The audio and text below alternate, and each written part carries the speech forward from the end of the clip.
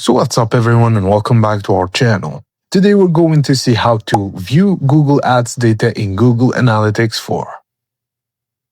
Before you can view them, make sure your Google Ads account is linked to your Google Analytics 4 property. We did a tutorial about that so you can check it on our channel. Firstly, open Google Analytics 4, then go to Reports, Acquisition, then Traffic Acquisition. Scroll down to the Data table and look for Paid Search in the Default Channel Group column. The report shows traffic generated from your Google Ads campaigns.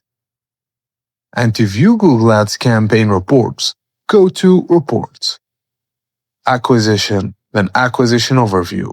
Scroll down until you find the Sessions by Session Google Ads campaign card. Click View Google Ads campaigns, and you'll see campaign-level performance data like sessions, users, conversions, etc. And that's it guys, as simple as that. Thank you for watching and please don't forget to like and subscribe for more tips and tricks like this.